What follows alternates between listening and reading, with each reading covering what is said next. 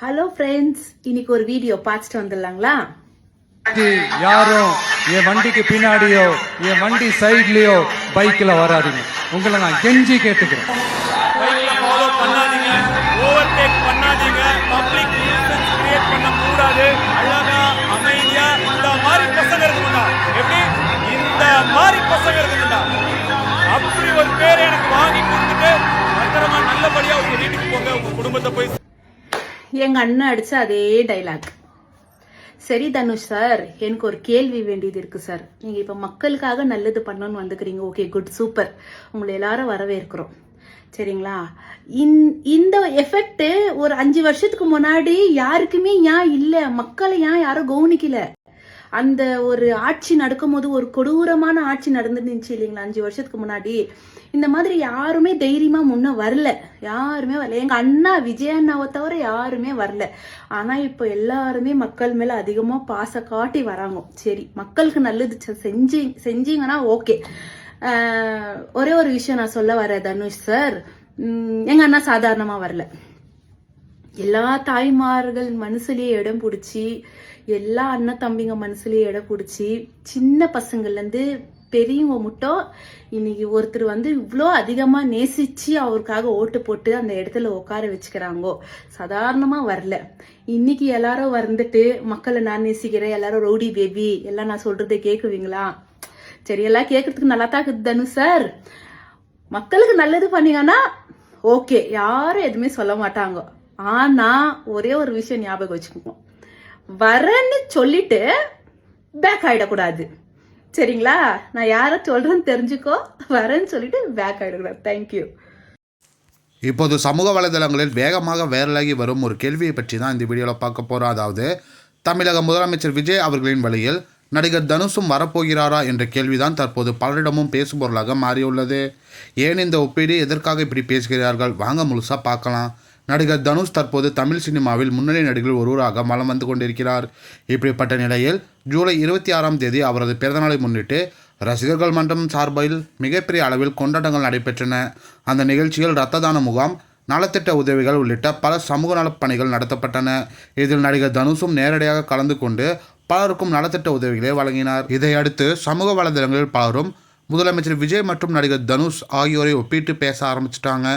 அதற்கு காரணம், திருவள்ளூரில் நடைபெற்ற பிறந்தநாள் விழாவில் தனுஷ் பேசிய மேடை பேச்சுதான். அந்த உரையில் அவர், இது கூட்டம் கிடையாது, இது என்னோட குடும்பம் என்று உணர்ச்சிகரமாக பேசியிருந்தார். அது மட்டுமில்லாமல் தனக்கு கிடைத்த தேசிய விருது குறித்து சமூக வலைதளங்களில் எழுந்த விமர்சனங்களுக்கும் மேடையிலேயே பதிலளித்தார். எனக்கு கிடைத்தது தானாக கிடைக்கவில்லை என்ற வகையில் அவர் பேசியது பலருடைய கவனத்தையும் ஈர்த்தது.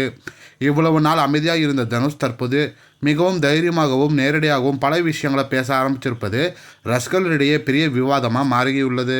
இதனால் அமைதியாக இருந்த சிங்கம் இப்போது கர்ஜிக்க ஆரம்பித்து விட்டதா என்று கூட பலர் கருத்து தெரிவித்து வராங்க. அதோடு அவரது பேச்சு, நடை, ரசிகர்களை குடும்பமாக அழைத்த விதம், சமூக நலப் பணிகளில் ஈடுபடுவது ஆகியவற்றை பார்த்து ஒருவேளை தனுஷும் அரசியலுக்கு வரப்போகிறாரா என்ற சந்தேகமும் பலர் எழுப்பி வருகின்றனர். இதற்கிடையில் சமூக வலைதளங்களில் இன்னொரு ஒப்பீடு வைரலாகி வருது.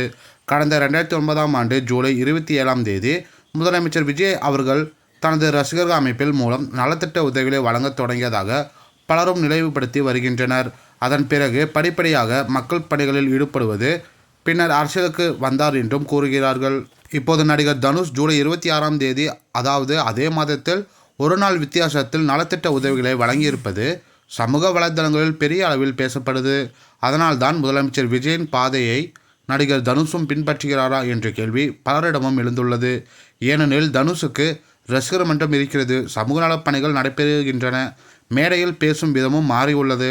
இதையெல்லாம் வைத்து பலரும் பலவிதமான கணிப்புகளை வெளியிட்டு வராங்க. இதற்கிடையில் பல இன்ஸ்டாகிராம் பிரபலங்கள் இந்த விவகாரம் குறித்து தங்களது ஆதரவு மற்றும் எதிர்ப்பு கருத்துக்களை வீடியோக்கள் மூலம் பகிர்ந்து வராங்க. இந்த வீடியோக்கள் தான் தற்போது சமூக வலைதளங்களில் வைரலாக பரவி வருது. மருமகன் வந்தா என்ன, மருமகன் மட்டும் என்ன மாமனார் மாரி தான் இருப்பான். பொண்டாட்டியே நம்பாம போயிட்டா தனுஷுக்கு. அப்புறம் என்ன வந்தா மருமகன் வந்தா வந்தா என் தளபதி செய்யட்டும்னு. என் தளபதி ஒரு ஆளு, அந்த முகம் போதுன்னு, ஒருத்தனோட பேச்சு கிடையாது. அவர் செஞ்சுட்டா ரஜினி எல்லாமே ஓட்டு போட்டுருவாங்களா? அவன் அப்ப மவள டைவஸ் கேட்டா, அப்ப அதுக்கு பிரச்சனை பண்ணி டைவஸ் வாங்கி வேணாண்டி சேர்ந்து வாழு அப்படின்னு சொல்லல. அதுக்கே அவன் இறங்கி வாழ. இதுல வேற மக்களுக்காக எதுக்கு வர? அண்ணன் பேசுறது ஒன்றும் அடி இடி மாரி இருக்கு. அண்ணே, நீங்க கேட்குற கேள்விக்கு எனக்கே பதில் தெரியலண்ணே. நானே யோசிச்சுட்டு நிற்கிறேன். கரெக்டாக தான் இருக்கு நீங்கள் கேட்குறது ஒன்றும். ஏன்னா எங்கள்கிட்ட பதில் இல்லை. என்ன சொல்றதுன்னு எங்களுக்கே தெரியல. வேற லெவல்ண்ணா நீங்க. அங்கதான் பிறந்தாரு. அப்ப தண்ணி இங்க வந்து சம்பாதிச்சு வளர்ந்தான்ல ரஜினி. கர்நாடகாவில் பிறந்தால இங்க வந்து தானே வாழ்ந்து பெரிய சூப்பர் ஸ்டாரா ஆனாரு. ஏன் தமிழ்நாட்டில் நான் இங்க வாழ்றேன், எனக்கு என் மக்களுக்கு தண்ணி கொடு அப்படின்னு தரேன் தானே. நாங்க படம் பார்த்தால் தானே நீ பெரிய ஆளு. இப்ப தமிழ்நாட்டில் பிறந்தவன் வளர்ந்தவன், நம்ம கஷ்டத்தை பத்தி தெரிஞ்சு அவன் வாழ்றான். தளபதி, நீ ஏன் உன்னால இங்க ஊரை விட்டு ஊர் வந்து பொழைக்க வந்த உனக்கு ஏன் உன்னால முடியல? தமிழ்நாட்டில் தண்ணி ஏன் கொண்டு வர முடியல உன் ஊர்ல பேசி? அண்ணே, உங்களுக்கு ஒரு விஷயம் தெரியுமா? நான் ரஜினி ஃபேனுண்ணே. அவ்வளோ பெரிய ரஜினி ஃபேனு. உங்களுக்கு தெரியுமா? நீங்கள் கேட்ட ஒவ்வொரு கேள்வியும் மூஞ்சில பலாட்டு அரைஞ்ச மாதிரி இருக்கு. இருந்தாலுமே மனசை தாழ்த்திக்கிறேன்னு. தயவு செஞ்சு யாரும் என் வண்டிக்கு பின்னாடியோ என் வண்டி சைட்லயோ பைக்ல வராதீங்க. உங்களை நான் கெஞ்சி கேட்டுக்கிறேன். பைக்ல ஃபாலோ பண்ணாதீங்க, ஓவர்டேக் பண்ணாதீங்க, பப்ளிக் நியூசன்ஸ் கிரியேட் பண்ண கூடாது. ஆனா ஒண்ணு, எங்க விஜயன் வந்து எல்லாருக்கும் ரோல் மாடல்னு சொல்லும்போது கெத்தா இருக்குல்ல. இது ஜனநாயக நாடு, யார் வேணா வந்து அரசியலுக்கு வரலாம், அதெல்லாம் நல்ல விஷயம் தான். ஆனா மக்களுக்கு சேவை செய்யணும்னு வரீங்களா, நல்ல விஷயம். ஆனா சில தீய சக்தியின் தூண்டுதலாம் வந்தீங்கன்னு வச்சுக்கோங்க, ஏற்கனவே நிறைய பேருக்கு பாடம் புகட்டின மாதிரி மக்கள் நல்ல பாடம் புகட்டுவாங்க. அப்புறம் இன்னொன்று தெரிஞ்சுக்கோங்க, விஜயனா வந்து சும்மா நேற்று கட்சி அமைச்சு இன்னைக்கெல்லாம் சிஎம் ஆகலை. மக்கள் பணியில எவ்வளோ நாள் இருந்திருக்கிறாங்க, மக்கள் மனசில் இடம்பெற்றிருக்காங்க. எங்களில் ஒருத்தராக நாங்கள் விஜயனா வந்து அரசியலை ஜெயிக்க வச்சிருக்கோம். சும்மா திரைக்க வச்சு ஜெயிக்க வச்சுட்டாங்க, நம்மளும் அவ்வளோ ஈஸியாக வந்துடலாம் மட்டும் தப்பு கணக்கு போடாதீங்க, புரிஞ்சுதா? அது என்ன ஆகும், தப்பேடு. எந்த மாநிலத்தில் எந்த ஒரு தீய சக்தி வந்தாலும் ஈடுபடாது. எங்க விஜயனா தான் நிரந்தர சிஎம். அடடடடடடடா, நம்மளுடைய தளபதி சிஎம் ஆனாரு. நேத்து பேஞ்ச மழையில இன்னைக்கு முளைச்ச காளான்லாம் நான் அரசியலுக்கு வரேன், நான் திறக்கிறேன், அங்க ஃபாலோ பண்ணாதீங்க, இங்க ஃபாலோ பண்ணாதீங்க. அதாவது ஒன்னு சொல்லுவாங்களே, விளக்கமாத்துக்கு பட்டு குஞ்சமா, அந்த மாதிரி. ஓகேவா? சோ நேத்தோ முந்தானேத்தோ தான் வந்து கொடியை ரிலீஸ் பண்ணியிருக்கிறாரு. இன்னைக்கு எல்லாம் தூக்கிட்டு அலைய ஆரம்பிச்சிட்டாங்க. பாப்போம் எவ்வளவு தூரம் போகுதுன்ட்டுன்னு பாப்போம். இல்ல, எனக்கு ஒரு விஷயம் புரியல. என்னன்னா, அந்த மனுஷன் வந்து இப்பதான் உக்காந்து ஒரு 2 மாசம் மேல ஆகுது. 2 மாசம் 3 மாசம் கிட்ட ஆக போகுது. அதுக்குள்ள இவ்வளோ ஒரு கதறல், இவ்வளோ ஒரு வயிற்றறிச்சல். தமிழ்நாட்டு மக்களே, இப்ப தெரியுதா உங்களுக்கு? ஓகே, இப்ப தெரியுதா? ஒரு மனுஷன் ஒரு மக்களுக்கு நல்லது செய்யற வரத எந்த வழியில தடுக்கலான்ட்டுன்னு, எப்படி அங்க வந்து எங்க பூந்து எங்க வரலாம், எவனை இழுத்து இதுல விடலாம் அப்படின்ட்டுன்னு, எப்படி வந்து ஊழல் பண்ண முடியல, ஒன்னும் பண்ண முடியலன்ட்டுன்னு என்னென்ன வேலை பாக்குறானுங்க பாத்தீங்களா? தெளிவா இருங்க. எல்லாம் கொடுப்பாங்க, பின்னால குட்டுப்பாங்க நல்லா. அதுக்கப்புறம் பார்த்தே இருங்க. இது புதுஆளா கிளம்பி வரீங்க. நெக்ஸ்ட் ஸ்ரீமான லிஸ்ட்ல இவரா இருப்பாங்கன்னு நினைக்கிறேன். யார் தானே பாக்குறீங்க, போய் பாத்துட்டு வாங்க.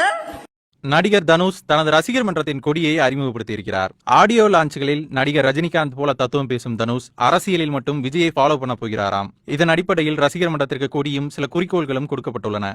மக்கள் மனதில் இடம் பிடித்து சட்டசபைக்கு செல்வது போயஸ் கார்டனில் வீடு வாங்கும் கனவு போல ஒன்று என்கிறார்கள். நடிச்சோமா, ரசிகர் மனசுல இடம் பிடிச்சோமா, அப்படி இருங்களாம். ஏன் ஒருத்தரை பார்த்து போட்டுன்னு வரீங்க? அசிங்கமா இல்ல? இதுக்கெல்லாம் ஊரே காடிதாங்க துப்போம். பிளீஸ் தயவு செய்து கோச்சுக்காதீங்க. பிகாஸ் எனக்கு தனுஷ் அண்ணாவை பிடிக்காதுன்ட்டு நீங்க திங்க் பண்ணாதீங்க. எனக்கு தனுஷ் அண்ணாவை பிடிக்கும். எந்த அளவுக்குன்னா, இதுல டேட்டா போட்டு வச்சிருந்தேன், என் அண்ணன் வந்து அதை அழிச்சுட்டு தான் இறக்கு போட்டாங்க. இந்த அளவுக்கு பிடிச்ச ஒரு மனுஷனை வந்து எப்படிங்க திட்ட முடியும்? எனக்கு திட்ட முடியாது. ஏன் சொன்னா, ஒரு சில இதுவால எனக்கு கோபம் வந்துச்சு. அவர் வந்து நடிகர் வேலையை பாத்துக்கலாம், டைரக்டர் வேலை பாத்துக்கலாம், சிங்கிங் வேலை பாத்துக்கலாம். அதை விட்டுட்டு ஒருத்தருக்கு போட்டியை போட்டு போராம போட்டுட்டு வர தேவையில்ல. அந்த ஒரு விஷயத்துக்காக தான் எனக்கு கோபம் வந்துச்சு. நான் கூட இது பொய்யா இருக்கும்னு நினைச்சேன். நேத்துல இருந்து பாத்தீங்கன்னா இந்த மாதிரி நியூஸ் தான் நிறைய வந்துச்சு. அதுதான் எனக்கு கொஞ்சம் கஷ்டமாயிடுச்சு. அதுக்காக தான் இந்த வீடியோ போடுறேன். ரொம்ப கேவலமா இருக்குங்கண்ணா. விஜய் அண்ணனுக்கு இழுத்தக்க செய்யா வந்துருச்சு. என்ன மக்களே, புரியலையா? அண்ணனுக்கு அரசியல் ஆசை வந்துருச்சு. வீடியோ போடுறேன் பாருங்க.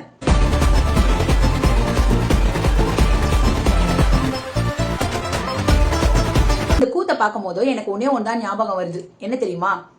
காண மயிலாட கண்டிருந்த வான்கோழி தானும் அதுவென பாவித்து தானும் தன் பொல்லா சிறகை விரித்து ஆடிச்சான். இந்த அவைய மூதுரை தாங்க என் மண்டல ஓடுது. இதுல என்ன தெரியுமாங்க கருத்து? மயில் மழை வருதை தெரிஞ்சுட்டு தன் தோகையை விரிச்சு ஆடுமா. அதை பார்த்து பொறாமப்பட்டு வான்கோழி நானும் தோகையை விரித்து ஆடுறேன், மழை வரும்னு கம்பீரத்தோட தோகையை விரிக்குமா. பார்க்கும்போது மக்களுக்கு சிரிப்பு தான் வருமா. எனக்கும் இந்த கூத்த பார்க்கும் போதோ அப்படிதாங்க தோணுது. கடைசி 6 to 7 வருஷம் ஆளுங்கட்சியை எதிர்த்து ஒரு போராட்டமோ ஒரு எதிர்குரலோ இல்ல ஒரு சின்ன கட்சியோ இல்ல ஒரு இயக்கமோ தொடங்குறத நான் பார்க்கவே இல்லைங்க. ஒருத்தர் கூட கட்சி ஆரம்பிக்க போறேன் இல்ல ஒரு கொடிய இன்ட்ரோடியூஸ் பண்ண போறேன் ஒரு சாய்க கூட மக்கள் கிட்ட சொன்னது கிடையாது கடந்த ஆட்சியில. ஏன்னா அந்த ஆட்சி மேல அவ்வளவு பயம். ஆனா இப்ப விஜயண்ணா வந்த ஒன்னும் ஆளுக்கு இப்ப கட்சி தொடங்க ஆரம்பிச்சிட்டாங்க. நீங்க நினைக்கிறீங்களா மக்கள் மனசுல இடம் பிடிச்சி அவ்வளவு சீக்கிரமா முதல்வர் ஆயிடலாம் நினைக்கிறீங்களா? விஜயனோட டிராவல் 30 வருஷம் தமிழ் மக்களோட கலந்து இருக்கிறாரு. அவர் ஒன்னும் தோத்து போயிட்டு அடைக்கலம் தேடி மக்களிடத்துல அரசியலுக்கு குதிக்கல. அவரு மக்கள் படுற வேதனையும் அரசாங்கம் மக்களை சுரண்டதையும் பார்த்து மனவேதனைப்பட்டு தான் உச்சத்துல இருக்கும் போதும் மக்களுக்காக எல்லாத்தையும் துச்சமா தூக்கி விசிறி அடிச்சுட்டு வந்தவர் தாங்க விஜயண்ணா. மக்களுக்காக யாருமே நன்மை பண்ணணும்னு நீங்க கட்சி ஆரம்பிக்காம ஒரு போட்டி போறாம ஒரு ஈஸியா இந்த விஷயம் கிடைச்சிரும்னு நினைச்சிட்டு நீங்க எல்லாம் கட்சி ஆரம்பிச்சிருக்கீங்க. சரி, 35 வருஷம் ஃபீல்டுல இருந்து மக்களோட மக்களா கலந்து வீட்டுல ஒருத்தரா மாறினவர் தான் விஜய் சார். ஆனா சில பேர்லாம் இருக்காங்க, ஆஹா இவங்க வெற்றி பெற்றுட்டாங்க, இது இவ்வளவு ஈஸியா, இதை நான் ஏன் முன்னாடி பண்ணல, இதெல்லாம் யோசிச்சு இப்போ புதுசா நிறைய பேர் வராங்க. இன்னொரு விஷயம், தனுஷ் ஒருத்தரோட தூண்டுதல் தான் உள்ள வந்திருக்காரு, ஒரு பகடக்காயா தான் தனுஷ் யூஸ் பண்றாங்கன்னு ஒரு நியூஸ் கேள்விப்பட்டிருக்கேன். விஜய் சார் எல்லா தரப்பட்ட மக்களோட கலந்திருக்காரு. ஃபார் எக்ஸாம்பிள் 80s கிட்ஸ் கூட இருந்திருக்காரு, 90s கிட்ஸ் கூட இருக்கிறாரு, இப்ப 2K கிட்ஸ் கூட இருக்காரு. எல்லா ஜெனரேஷன் கூட கலந்து இருக்கிறவர் தான் விஜய் சார். வீட்டுல ஒருத்தரா மாறிட்டாரு. புதுசா கரையாம்புத்துக்குள்ள இருந்து வர பாம்பு போல நிறைய பேர் வராங்க. பாப்போம் மக்களே, உங்களோட கருத்துக்களை நீங்க பதிவிடுங்க. இதுதான் Lingaa baby, if you are bad, I am your dad.